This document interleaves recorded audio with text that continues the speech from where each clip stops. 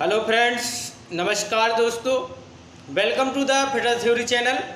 तो दोस्तों, हम जो बोरिंग टेक्नीशियन का थ्योरी वाला प्रैक्टिस सेट कर रहे थे, तो इसका हमारा ये पार्ट 3 रहेगा। तो इसमें हमारा पहला क्वेश्चन दिया गया है कि हमारा निम्न में से कौन स्थायी कोटिंग है।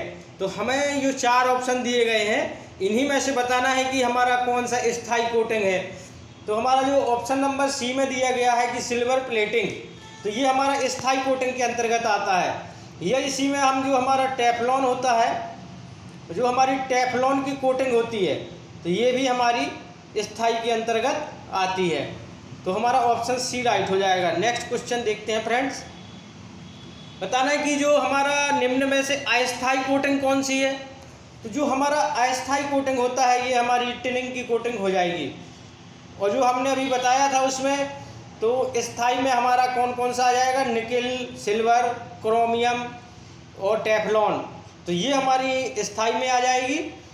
और गैल्वेनाइजिंग और जो हमारा टिनिंग, ये हमारी अस्थायी में आ जाएंगी। तो इसका हमारा ऑप्शन बी सही हो जाएगा।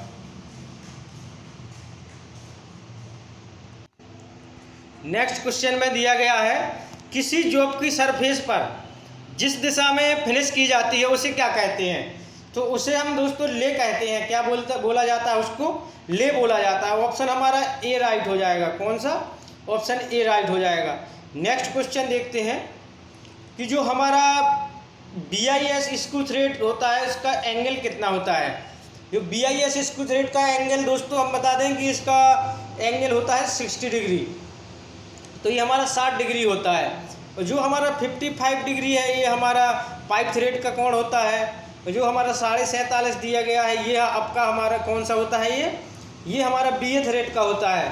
जो 29 डिग्री दिया गया है, ये हमारा एक्मी थ्रेड होती है। जो तो एक्मी थ्रेड का हमारा कितना होता है, 29 डिग्री होता है। तो हमारा जो BIS थ्रेड का कोण कितना हो जाएगा, 60 डिग्री हो जाएगा। नेक्स्ट क्वेश्चन देखना है। बताना है कि जो हमारा एक्मी थ्रेड का कोण कितना होता है। तो अभी हमने बताया, तो 29 डिग्री हो जाएगा। नेक्स्ट क्वेश्चन देखते हैं। जो मीट्रिक आउटसाइड माइक्रोमीटर के स्पेंडल पर जो हमारा चूड़ियों का पिच होता है, वो कितना होता है, MM में बताना है। तो जो हमारा दोस्तों मीट्रिक आउटसाइड माइक्रोमीटर होता है, इसमें हमारी चूड़ियों का पिच 1/2 mm होता है। कितना होता है? 1/2 mm। या इसी को हम 2 को 1 में डिवाइड करेंगे तो क्या निकल के आ जाएगा, 0.5 mm निकल के आ जाएगा। तो ये हमारा ऑप्शन नंबर सी राइट हो जाएगा। नेक्स्ट क्वेश्चन बताना, इंग्लिश आउटसाइड माइक्रोमीटर के स्पेंडल पर चूड़ियों का पिच कितना होता है। ये हमें इंच में बताना है। जो हमारा इंग्लिश आउटसाइड होता है, तो उसमें हमारा चूड़ियों का पिच होता है 0.025 इंच में होता है। तो ऑप्शन नंबर हमारा डी राइट हो जाएगा। नेक्स्ट क्वेश्चन देखते हैं फ्रेंड्स। बताना है कि स्क्रू थ्रेड की लीड की गणना के लिए सही सूत्र क्या होता है। जब हम किसी स्क्रू थ्रेड की जब गणना करते हैं किसी लीड की, तो वहाँ पर हमारा पिच गुणे स्टार्टरों की संख्या, तो हमारा ऑप्शन नंबर डी राइट हो जाएगा। कौन सा? तो हमारा ऑप्शन डी राइट हो जाएगा। नेक्स्ट क्वेश्चन देखते हैं फ्रेंड्स। बताना, लीड और पिच बराबर होते हैं। तो ये हमारा जो लीड और पिच बराबर होते हैं, ये हमारे किस चूड़ी में होते हैं। तो ये हमें बताना है कि जो हमारा लीड और पिच होते हैं दोस्तों, ये हमारे सिंगल स्टार्ट थ्रेड में बराबर होते हैं। किस में होते हैं? सिंगल स्टार्ट थ्रेड में। तो हमारा इसका ऑप्शन नंबर ए बिल्कुल राइट हो जाएगा। नेक्स्ट क्वेश्चन बताना है कि चाबी एक साधन है, तो जिससे हम क्या करते हैं। तो उसे 4 ऑप्शन में से आपको राइट आंसर कमेंट बॉक्स में बताना है कि जो हमारा चाबी एक साधन है, जिससे हम क्या करते हैं। तो उससे हम मशीनी पार्टों की फास्टनिंग की जाती है। क्या किया जाता है? फास्टनिंग किया जाता है, या वहाँ क्या बोल सकते हैं, इसको जोड़ा जाता है। फास्टनिंग किया जाता है या जोड़ा जाता है। तो ऑप्शन डी इसका राइट हो जाएगा। नेक्स्ट क्वेश्चन दिया गया है। इसमें क्या बोला जा रहा है कि किसी सिलेंडर की अंदरूनी या बाहरी सरफेस पर यूनिफॉर्म सेक्शन और हेलिक्स एंगल में बने हुए रिजों को क्या कहते हैं। तो जो इसमें रिज बने होते हैं, तो इन रिजों को क्या कहते हैं। तो जो रिज बने होते हैं, इन रिजों को क्या बोला जाता है। तो तो दोस्तों उसको हम स्क्रू थ्रेड बोला जाता है। उसको क्या बोला जाता है? स्क्रू थ्रेड बोला जाता है, जो हमारे रिज बने होते हैं। ये इम्पोर्टेंट क्वेश्चन है। जो हमारा नेक्स्ट क्वेश्चन है, इसमें बोला जा रहा है कि ब्रिटिश स्टैंडर्ड पाइप थ्रेड का कोण कितना हो जाएगा। तो दोस्तों अभी हमने बताया था कि जो हमारा पाइप थ्रेड कोण होगा, विशिष्ट स्टैंडर्ड का मतलब होता है बीएसपी। जो बीएसपी थ्रेड का कोण होता है वो हमारा 55 डिग्री होता है। जो हमारा मीट्रिक थ्रेड होती है, तो मीट्रिक थ्रेड का कोण हमारा 60 डिग्री होता है। और जो एक्मी थ्रेड होती है, इसका हमने बताया 29 डिग्री, और बीए थ्रेड का 47.5 डिग्री होता है। नेक्स्ट क्वेश्चन देखते हैं। बताना है कि जो बटरेस थ्रेड होती है, इसका कोण कितना होता है। तो हमारा जो बटरेस थ्रेड होती है दोस्तों, इसका 45 डिग्री एंगल होता है। कितना होता है? 45 डिग्री कोण होता है। ऑप्शन नंबर डी राइट हो जाएगा। नेक्स्ट क्वेश्चन है कि चूड़ियाँ प्रायः कौन से स्टार्टर की पाई जाती हैं। तो आपको बताना होगा कि जो हमारी चूड़ियाँ होती हैं, ये कौन से स्टार्टर की पाई जाती हैं।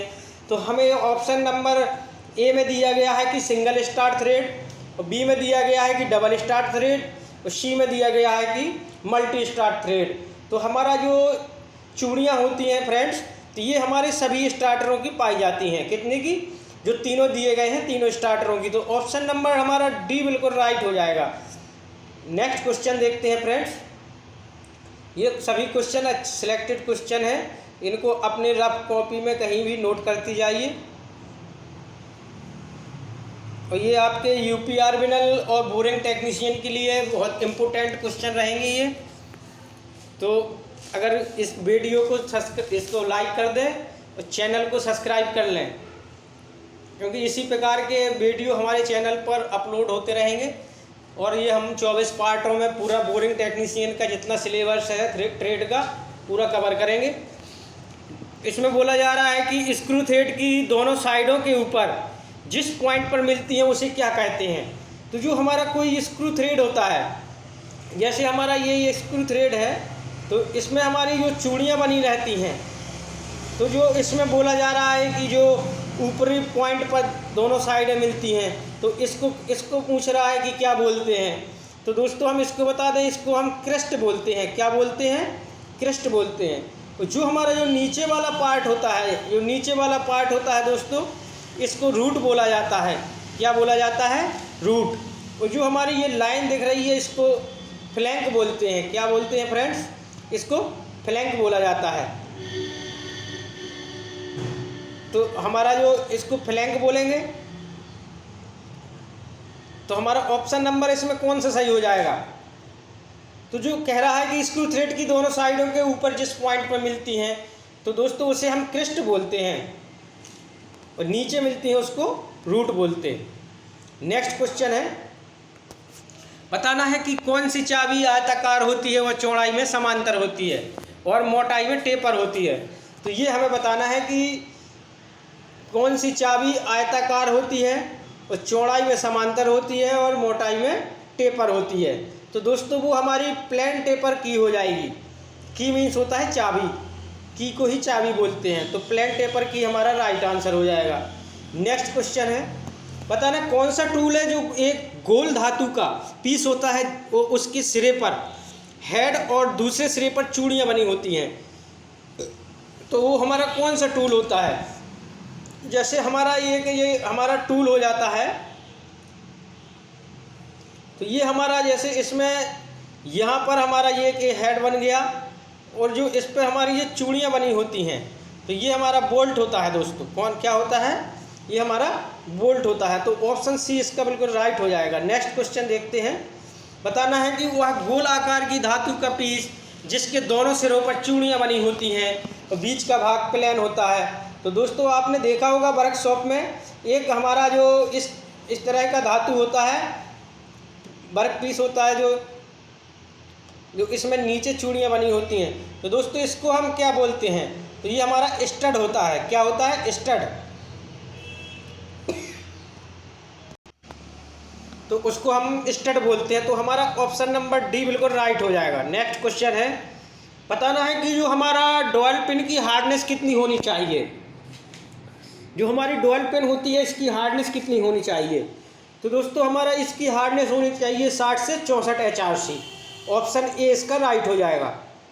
नेक्स्ट क्वेश्चन है, बताना है कि किस में हेड नहीं होता है। तो हमें बताना है कि हेड किस में नहीं होता है।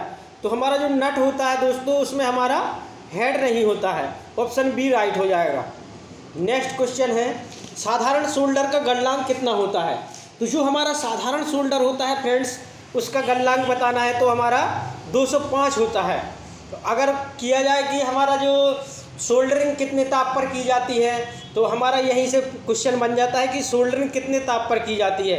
तो इसका फ्रेंड्स याद रखना 450 सेंटीग्रेड से जो हमारा नीचे का ताप होता है, 450 सेंटीग्रेड से जो नीचे का ताप होता है उस पर हम शोल्डरिंग करते हैं, और जो 450 से ऊपर का ताप होता है उस पर हम ब्रेजिंग करते हैं। नेक्स्ट क्वेश्चन, बताना अच्छे लुब्रिकेंट के लिए कौन कौन से गुण होने चाहिए। जो हमारा अच्छा लुब्रिकेंट होता है उसमें हमारा स्पेसिफिकल ग्रेविटी होती है और विस्कोसिटी होती है और आयलीनेस होता है। तो हमारा ऑप्शन नंबर डी इसका राइट हो जाएगा। नेक्स्ट क्वेश्चन देखते हैं। नेक्स्ट क्वेश्चन है, लुब्रिकेंट के किस गुण में लुब्रिकेंट जिस तापमान पर भाप के रूप में परिवर्तित होता है, जो भाप के रूप में परिवर्तित हो जाता है उसको क्या कहते हैं। तो उसको हम दोस्तों फ्लैश पॉइंट कहते हैं। क्या बोला जाता है उसको, फ्लैश पॉइंट। जब हमारा आग के रूप में लपटें देने लगता है तो वहाँ हमारा फायर पॉइंट होता है। और जहाँ पर हमारा लुब्रिकेंट बहना बंद होता है उसको हम क्या बोलते हैं, पोर पॉइंट बोलते हैं। उसको पोर पॉइंट बोला जाता है। जहाँ पर हमारा बहना बंद हो जाता है उसको हम पोर पॉइंट बोलते हैं। नेक्स्ट क्वेश्चन, बताना है सोल्यूबल ऑयल और पानी के अनुपात को कितना होता है। तो जो हमारा सोल्यूबल ऑयल होता है फ्रेंड्स ये हमारा 1% होता है, और जो हमारा पानी होता है ये हमारा 20% होता है। तो ऑप्शन बी हमारा राइट हो जाएगा। नेक्स्ट क्वेश्चन है, एक अच्छे लुब्रिकेंट में किसका गुण होना चाहिए। तो जो हमारा एक अच्छा लुब्रिकेंट होता है उसमें कौन सा गुण होना चाहिए। तो उसमें हमारा नॉन कोरेसिव और हाई स्पेसिफिक, तो दोनों गुण होना चाहिए। तो ऑप्शन नंबर सी हमारा राइट हो जाएगा। नेक्स्ट क्वेश्चन देखते हैं कि अच्छे लुब्रिकेंट का मुख्य कार्य क्या होता है। तो जो हमारा दोस्तों लुब्रिकेंट होता है तो ये हमारा मशीनिंग पार्ट को चिकनी परत का कार्य करता है जिससे घर्षण कम होता है। अगर कूलेंट की बात कही जाए तो कूलेंट हमारे मशीनी पार्ट को व कटिंग टूल को ठंडा करता है। तो हमारा इसका ऑप्शन नंबर ए राइट हो जाएगा। नेक्स्ट क्वेश्चन देखते हैं, कूलेंट का मुख्य कार्य क्या है। कूलेंट हमारा मुख्य कार्य क्या करता है। तो कूलेंट हमारा क्या करता है, ये कटिंग करते समय कटिंग टूल को ठंडा रखता है। तो हमारा ऑप्शन नंबर डी इसका राइट हो जाएगा। नेक्स्ट क्वेश्चन है, इस क्वेश्चन में बोला जा रहा है कि जो हमारी मशीन की ओवरहालिंग का क्या अभिप्राय है। तो जो हमारी ओवरहालिंग होती है फ्रेंड्स इसमें क्या होता है कि मशीन को पूर्णतः खोलकर साफ कर दोबारा तेल देकर फिट कर देना को ही हम ओवरहालिंग बोलते हैं। तो ऑप्शन हमारा ए इसका राइट आंसर हो जाएगा।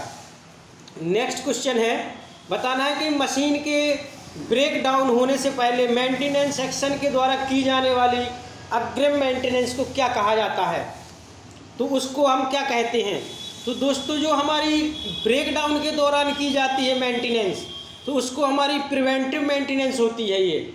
और जो हम जैसे मशीन को रोज़ स्टार्ट करते हैं, जैसे हम कहीं वर्कशॉप में गए किसी इंडस्ट्री एरिया में, तो इंडस्ट्री में जैसे हम काम के लिए गए हैं तो वहाँ पर जब हम मशीन को अपना रोज़ साफ़ करेंगे, जहाँ पर हमारा कचरा फैला हुआ वहाँ तार ब्रश से पर डे साफ़ करेंगे, तो ये हमारा कौन सा रूटीन मेंटेनेंस हो जाएगा।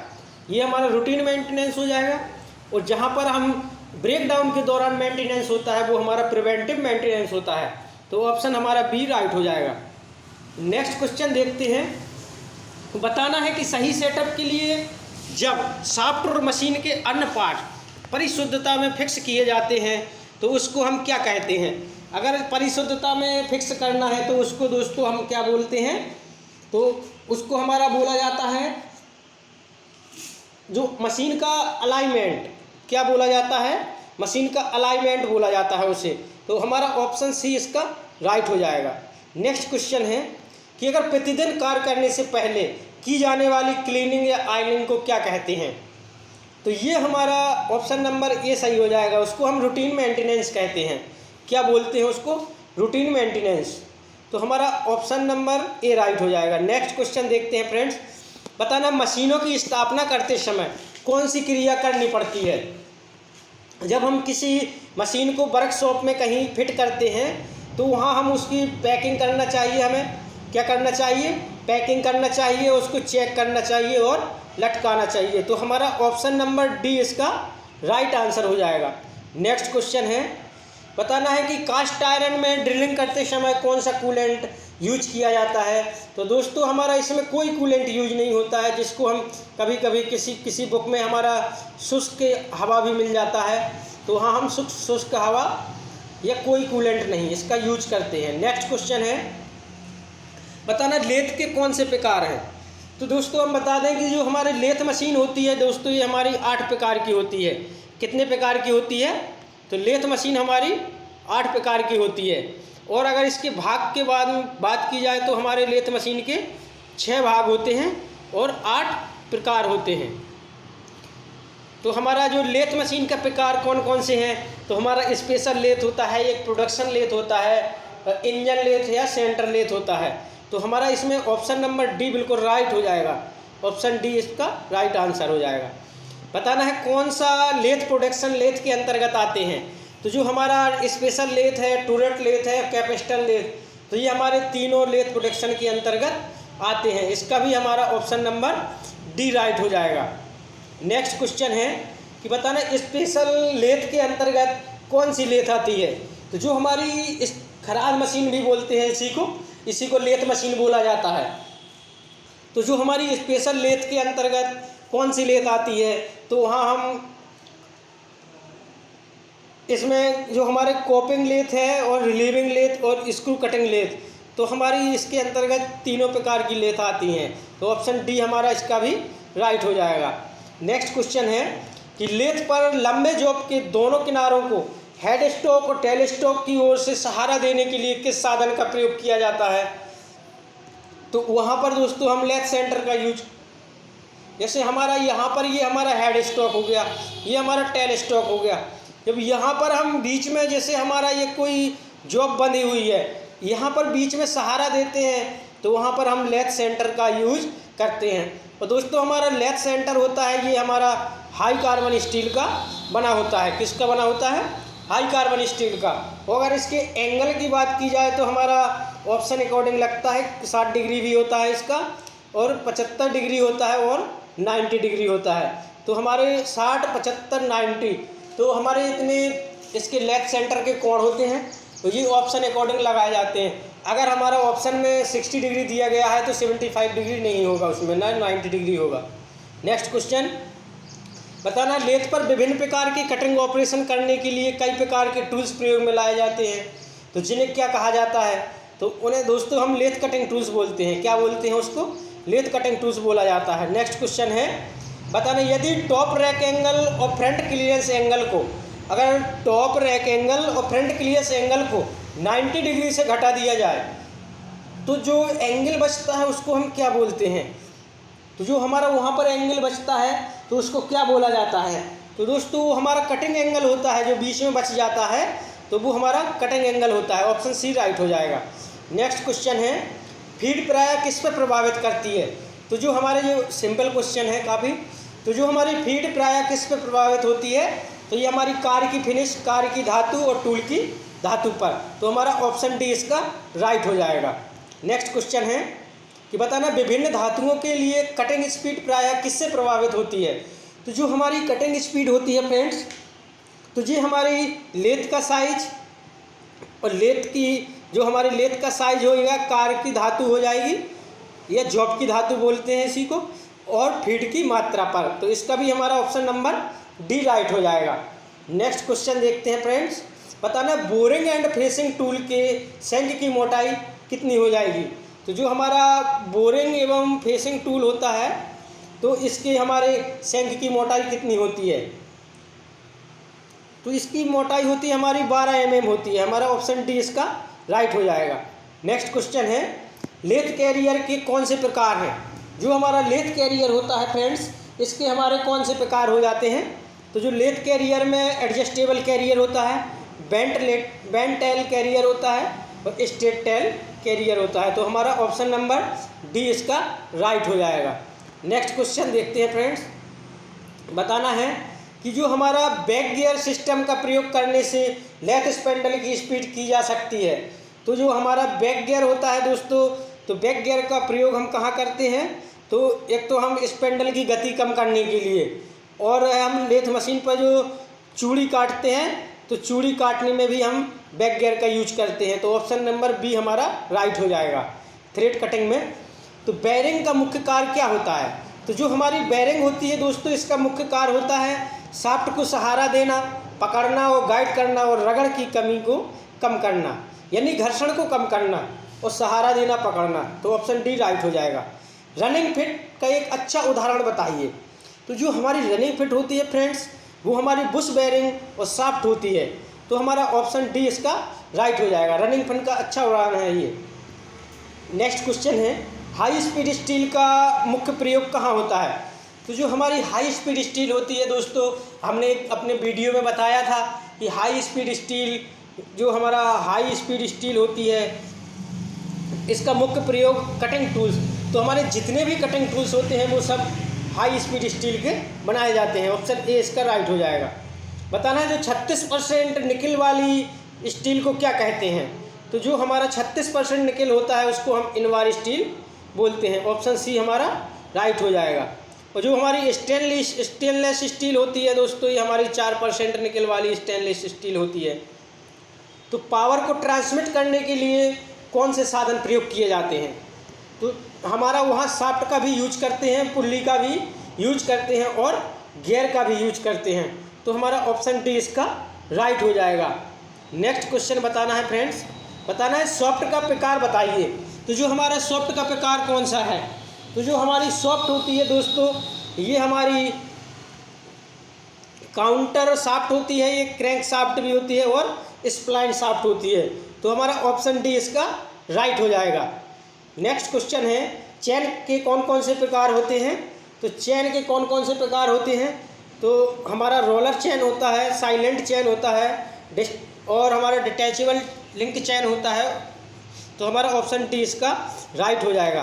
तो दोस्तों मैंने इस प्रकार के ऑप्शन इसलिए बनाए हैं कि ज़्यादातर स्टूडेंटों को पता चल जाए कि कितने प्रकार के शाफ्ट होते हैं और कितने प्रकार के चैन होते हैं। तो इसलिए मैंने ऐसे ऑप्शन बनाए हुए हैं। नेक्स्ट क्वेश्चन बताना है कि साधारण नियम के अनुसार बेरिंग का तापमान कितना रखा जाता है? तो जो हमारी बेरिंग होती है दोस्तों, हमारा ये 60 से 70 डिग्री रखा जाता है इसका तापमान। तो ऑप्शन डी इसका राइट हो जाएगा। नेक्स्ट क्वेश्चन है, जो गियर के दांतों की मरम्मत की जाती है।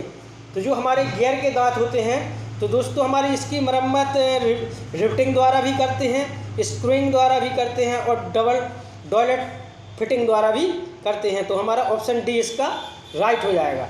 नेक्स्ट क्वेश्चन है फ्रेंड्स, यदि दो गियरों को आपस में मैश किया जाए, अगर हमारे जो अच्छा क्वेश्चन है, यदि दो गियरों को आपस में मैश किया जाए तो एक गियर के दांत के टॉप और दूसरे गियर के दांत के रूट के बीच में जो गैप बचता है उसको क्या बोला जाता है? तो उसको हम क्या बोलते हैं?